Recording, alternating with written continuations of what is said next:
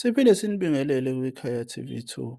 Wena oqala ukungena kuleli khasi, siyacela ukuba ucofe ibhathini u-subscribe ukuze iy'ndaba uzoyithola njengoba zinjalo and ukhulise leli khasi. Omama be-MK South African Movement, Women's Movement bebehlangene kavili lapho bebedingida ngey'ndaba zabo ukuthi banamandla kangakanani abanawo.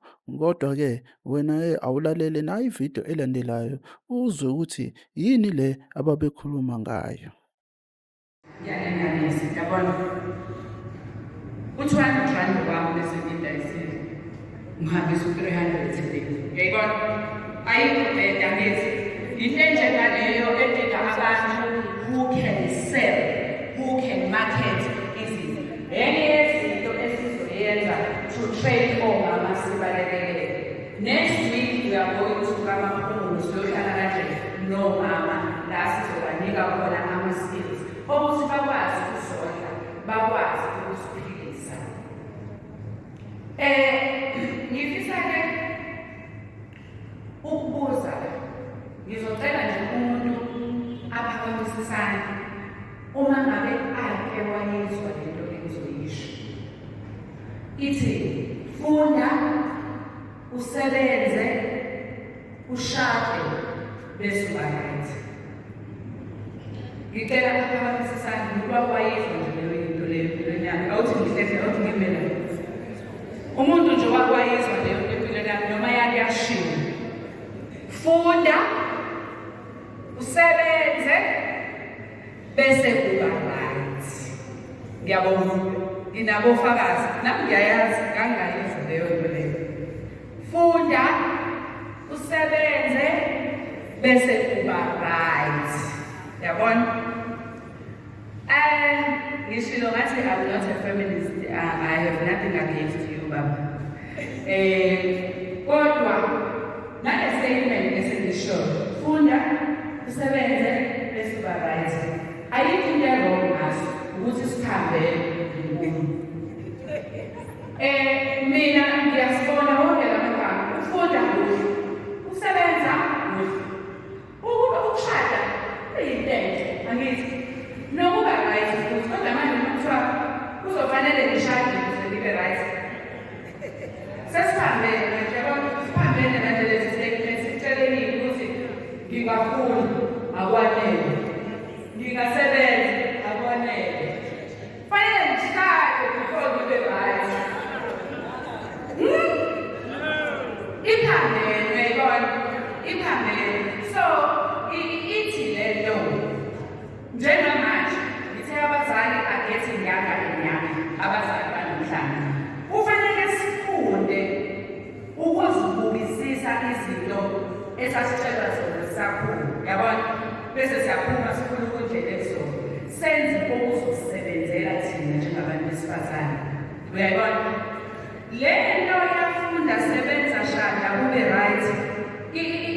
Isenze sazi ukuthi kufanele ngibe nendoda ukuze ngizokwazi ukuthi ngibe umuntu wesifazane ophelele emphakathini.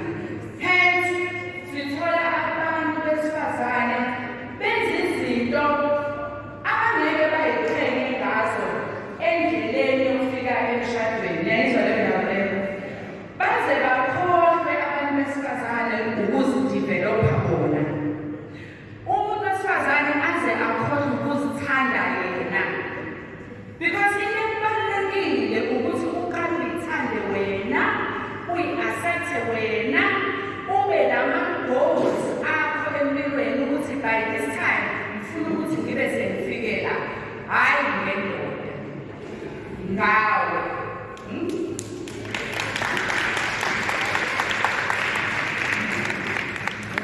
Siyayibona le nto bafowethu?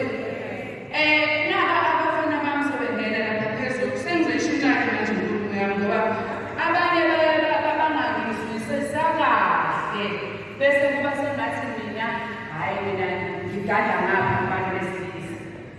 Lalelani mzali wami. Lokho kukholelwa ekutheni ngiyobe ngiphelele emphakathini njengomuntu wesifazane. Ngiyobe ngumuntu wesifazane impela orecognizwa emhlabeni wonke nami phakathi kwami ngoba ngishadile iyinkinga indlela zonke ngoba ihambe yahamba yagcina isifakela nabo abantwana bami laba abalaphayana i-pressure.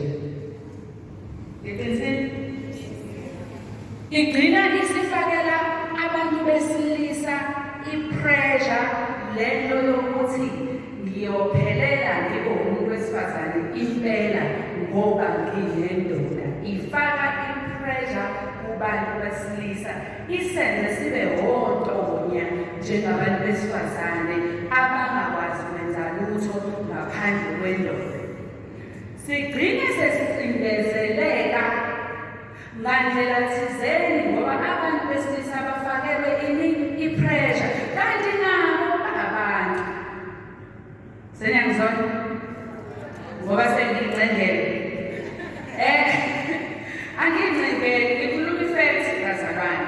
Asikhuleni sizikhulise thina sizifundise ukuthi sinamandla. Hayibo kukhona into esingayi-realize, we are very powerful. Yes, si-powerful kangangokuthi uma ngabe ushadile usekhaya ngishadileke besendinene ngashada ukuthi nje phela ngiyamnabela namusibisi ngoba washada mina ngitshela nje. Ngiyangibona ukuthi njani. Ngitshela nje. Igcina isidala iy'nkinga ngisho nasemndenini kanti iqiniso lomile kuyenzeka umuntu wesifazane abe powerful. Angithi kuyenzeka umuntu wesifazane abe powerful nobaba abe yi-CEO kodwa ebusuku ekhaya etrain uNkulunkulu.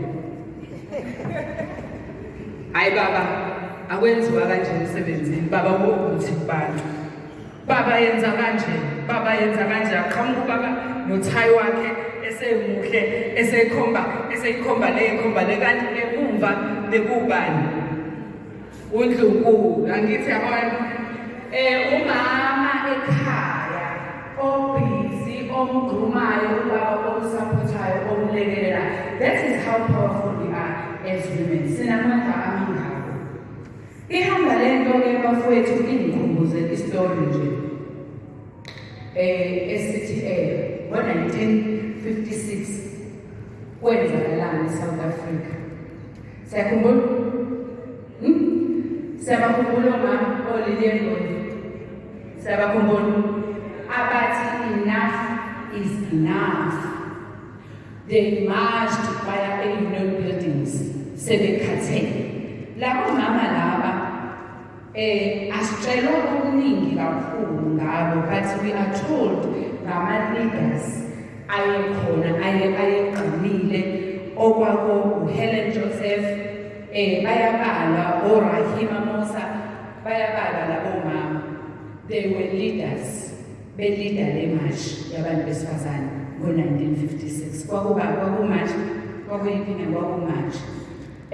Labo mama laba bathatha isinqumo. Mina bese ngibuke nje bafowethu ngibuke ngithi ayisekho into ka-1956 siyayibuyisa si-MK siyayibuyisa somama be-MK lolu thando yabona lokuthi this is my sister. Lo muntu omnyama wakithi udadewethu uyamdinga ngiyamdinga siyayibuyisa leyo nto and I hope izobuya leyo nto ngoba awubuki ngaba sifundi ngale ndaba ya-1956 nokuthi ngabe akuzange kutholakale lokho ababekufuna omama ukube bahamba abantu besifazane bayogqisha ngasemadodeni njengoba kwenzeka. Iqiniso lithi thina abantu besifazane sibaningi namadoda la emhlabeni angithi futhi akekho ozongishame ngisho lokho ngoba ngikhuluma iqiniso.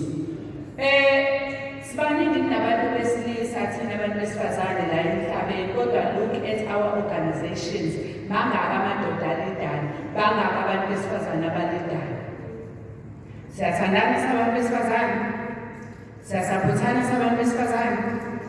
Angithi mina njengoba ngikhuluma lana njena abanye ozakwethu hhayi laba abala endlini abanye nje abangaqhamuka lapha bangathi imibukelo usiyayitshela ucathi uyini Mese kuthiwa sekufanele kukhethwe iy'khundla babe sebayisipele nogudu abantu besifazane babe sibathe sifuna lo shaykhini lo DJ bangiyeke ngingathiwa ngesiphatho kusho thina and yet laba bantu esiba-elethayo ayikho into ababeseyicabanga ngathi as women masebelaphayana ayikho into ababeseyicabanga nje ngathi as women thina abantu besifazane siyakwazi ukuvumela ukuyuzwa abantu besilisa sishayane sodwa sizondane sodwa singasaphothani thina as women.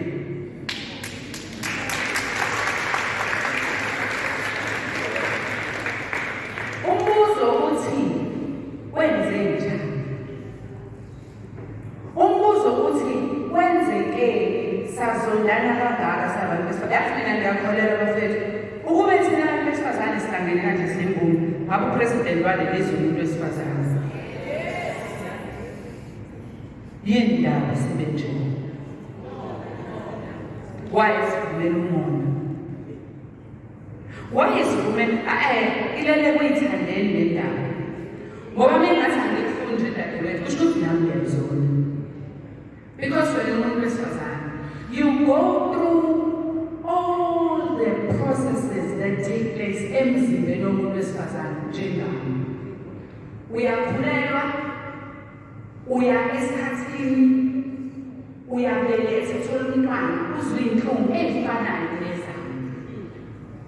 Unendoda, nginendoda bayafana abantu yiko kuthiwa abafani. Manje yini indaba ngoba what you go through nami ngidlula kona and ngiyakwazi njengoba kunjalo ngixoxelwa njengomuntu wesilisa ongalalela ngendlebe anga-understand. Yini indaba sihluleke ukubona phakathi kwethu umuntu wesifazane ongasusa la asibeke la. Because iyona into ebalulekile leyo. Iyona into ebalulekile. Sesingaze sisapothe abantu besilisa size songena emgodini bakithi siyikhandi siyi-majority as women. Angithi le nto ihamba izifike la ekutheni mayeqhamuka udadewethu ephethe izinto. Nangu ngiyadayisa. Nabo bano-sunlight, nangu amaphilisi, nangu ini. Ufike ekhaya lapho uthi usibanibani usefuna ukukhuphuka ngathi. Angeke ngize ngithenge kuyena asambeni sothenga le ngcono ngimane ngithenge umuntu okude lo esiphila naye la usefuna ukuzosibroka ngeke ndisize sidalo sibanibani. Why sinje? Why sinje? And yet usizi liyasiququda ukweswela kuhleli phezu kwethu. Women, let us support each other. Let us love each other. Ifuna ukusho nje unkulu angeke izilunge yonke lento le South African Women's Movement ngeke izilunge into yokusomusha. African Renaissance for Development angeke izilunge uma ngabe thina ingqondo zethu zingashintshi bantu besifazane. Sifunde ukusekelana, sifunde ukwamukelana, sifunde ukuxhasana, sifunde ukubona ukuthi yazi nami uzosisiza asimsaphotheni, yazi nami uzosilekelela asimsaphotheni, sonke sibe behind him. Nentwana manje kagogo lapha, nentwana manje conference nentwana uma nje amabazi abaningi abafazi afuna nje amadoda lapha sesey'nkundleni kodwa ngoba sinomona sengisho njengani-ke manje asuyekele yezwa mina ngisazi lesi sikhwane ngoba asinalo nepolisi.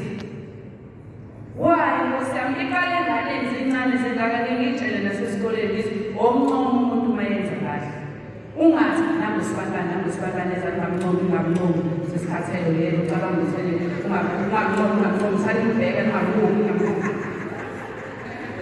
siyayazi leyo ngithi ngamncoma lebe nesidina lokuthi wena njalo ngifuna isikhathi yena angeke nje sikhathele ubani ilanguage enjalo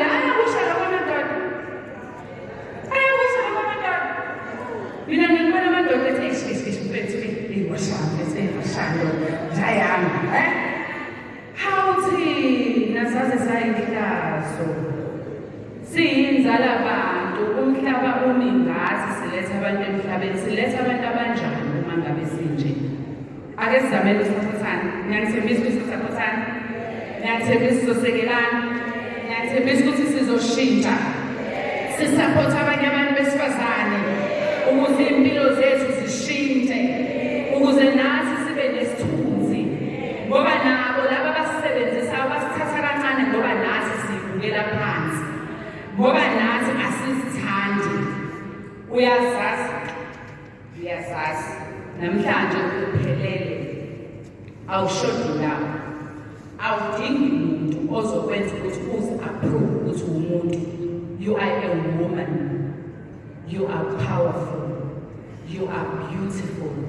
You deserve ukuba nemali. You deserve ukuba ne-business life. You deserve to love yourself and look good.